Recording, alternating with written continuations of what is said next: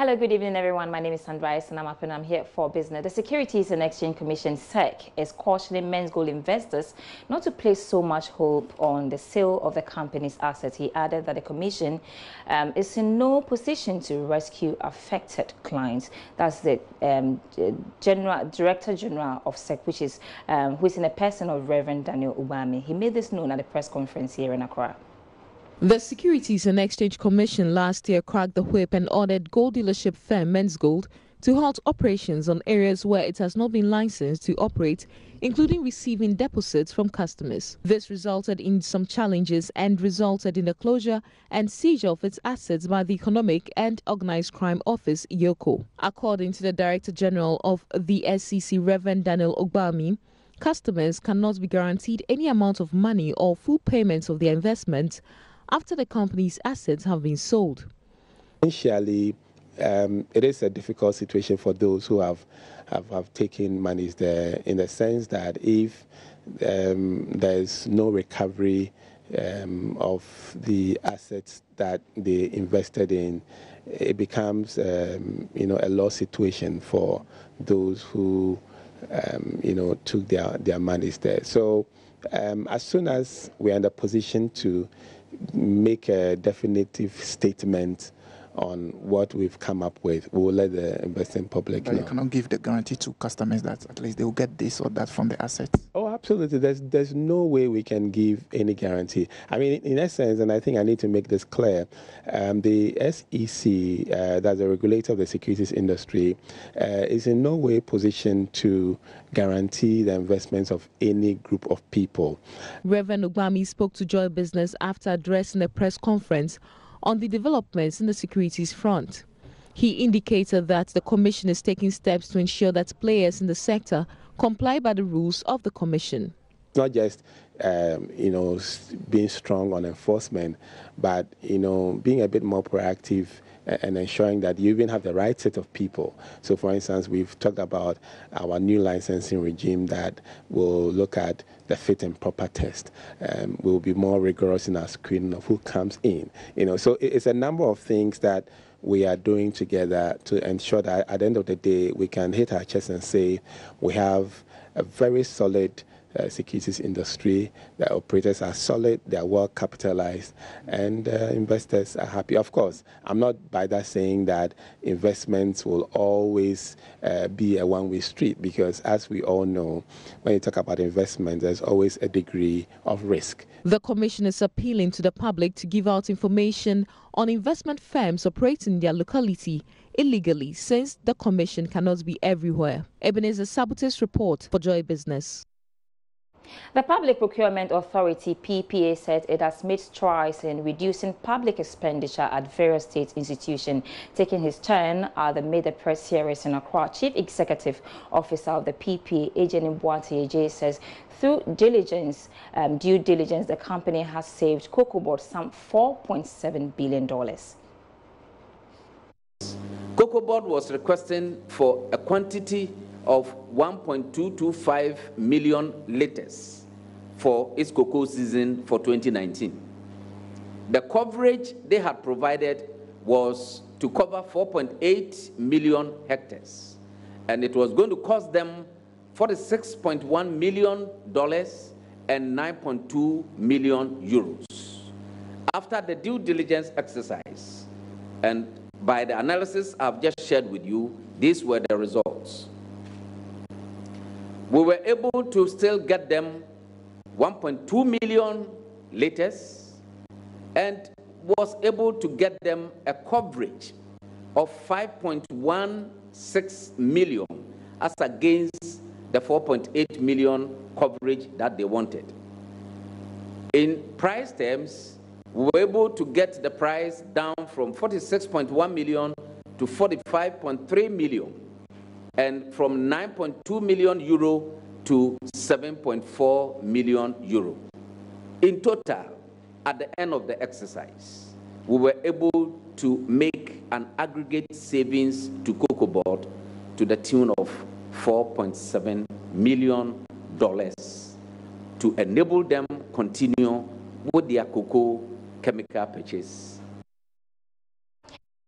PPA said it has also reduced sole sourcing for the past 2 years by $1.1 billion.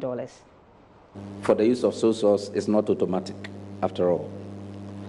Restrictive tendering. In 2017, we received application to the tune of 372. We approved 174, and we rejected 198. So total number of applications for sole source and restrictive tendering was 792 for 2017. Total number approved was 410, and total number rejected 382. In percentage terms, we approved 51.7% and we rejected 48.2%. Now we come to 2018. 2018, we received total applications of 511. We approved 409 and 103 rejected. Restrictive tendering, we have 386, 261 rejected, 261 approved, and 125 rejected. Total number of applications received for the year, 897, and approved quantity or volume 670. So the recent erratic power supply has not only got many households talking, but also the business community. A check by Joy Business has revealed some small-scale businesses are losing huge sums of money. Charles Aite spoke to one of such businesses, a barber here in Accra. It's a normal working day for Samuel Crosby Abuaje, a barber who has established his barbering business at Adabraka, a suburb of Accra. Depending on clippers and blades, Samuel's business is run primarily on electricity. Any outage means no business. I took my turn for a shave. You'd have to shift the costs to the consumer. Unfortunately, many businesses grind to a halt when the lights go out. But this is not the case for Samuel, who has resorted to the use of a solar panel. But this isn't enough. That's the problem now. Because I can use in the afternoon, definitely the sun is too hot. I can use the sun throughout. But in the evening, from 6 going, maybe I can use it within 2 hours. Then I have to close. You see? So if it's a doom so around in the evening, I'll get problem. So far, there have been calls for a load shedding program so businesses can plan ahead. Samuel agrees that this is the best way to save businesses from undue costs. Let's say you charge each person 15 cedis, let's say, or let's say 10 cedis. It means that out of, you're going to be getting around... say 1.5 for... 150 cedis. Yeah, 150 within that time. Meaning if the doomsaw comes in place, you are losing 150 cedis every night. Yeah. In 2014 alone, Ghana lost about 924 million Ghana cedis to power outages.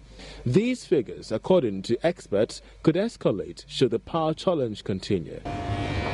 Do you think when things get worse, you'd have to shift the costs to the consumer? Definitely. You have no option. You have no option.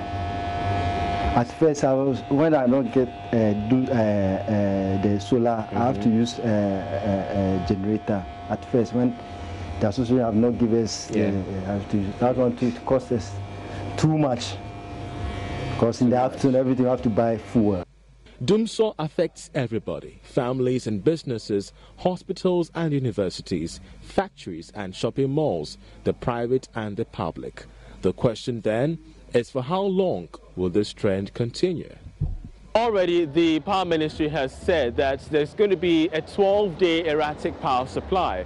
But for traders and barbers like that of Crosby, this timeline is just unfavorable to them and their business. They could be losing thousands of Ghana cedis if indeed government does not intervene in these troubling times. I'm Charles Aite for Joy Business. Thank you very much, Charles, for that report. And that's why we pause for now for business with me, Sandra Esinama. I'll be back.